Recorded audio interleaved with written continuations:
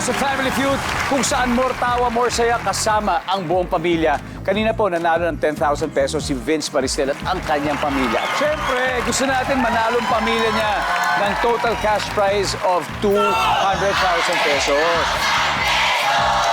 Alam naman natin dito sa Family Feud, manalo matalo, may 20,000 pesos ang napili nilang charity. Ano ba napili niyo, Vince?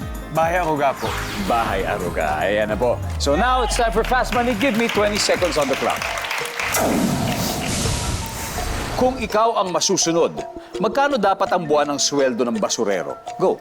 30,000. Mahimbing ang tulog mo nang bigla kang magising. Bakit kaya? May kulog. Bakit ayaw kumain ng friend mo? Busog. Fill in the blank. Sabaw ng blank. Baboy. Ano ang karaniwang ginagawa ng taong retired na? Nagbabakasyon. Let's go, Vince! Okay.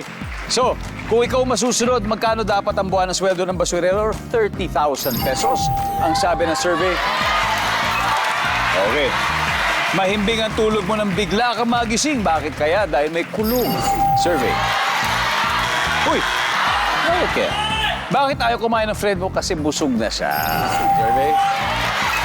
Yes, sir. Fill in the blank. Sabaw ng baboy.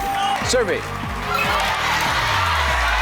Anong karaniwang ginagawa ng taong retired na ay nagbabakasyon? Sabi ng survey. Yeah, 47. Good start. Good start, good start. Vince, balik na tayo. And let's welcome back Lara. Hi, Lara. Hi po. Okay, si Vince ay nakakuha ng mga 47 points. So, mga 153 pa. Ay, kaya yan. Okay, so ngayon po, makikita na po ng mga manonood ang sagot ni Vince at bigyan niyo po kami ng 25 seconds sa clock. Kung ikaw ang masusunod, magkano dapat ang buwan ng sweldo ng mga basurero? Go. 20,000. Mahimbing ang tulog mo nang bigla kang magising. Bakit kaya? Umiiyak ang bata. Bakit ayaw kumain ng friend mo? Heartbroken. Fill in the blank. Sabaw ng blank. Manok. Anong karaniwang ginagawa ng taong retired na? Nagbabakasyon. Bukod sa nagbabakasyon. Nag-garden. Let's go, Lara. We need 153 points. So kung ikaw masusunod, magkano dapat ang buwan ng sweldo ng mga basurero? Sabi mo, 20,000 pesos. Ang sabi ng survey natin dyan ay, top answer. Mahimbing ang tulog nang bigla kang magising. Bakit kaya? Kasi umiiyak ang bata. Tama-tama, you have 3 kids. From experience, ang sabi ng survey ay, uy, ang top answer ay masamang panaginip. Oh, okay. Bakit ayaw kumain ng friend mo? Kasi heartbroken. Ang sabi ng survey. Yeah, tama yan. Ang top answer ay may sakit. Okay. 53 points yun.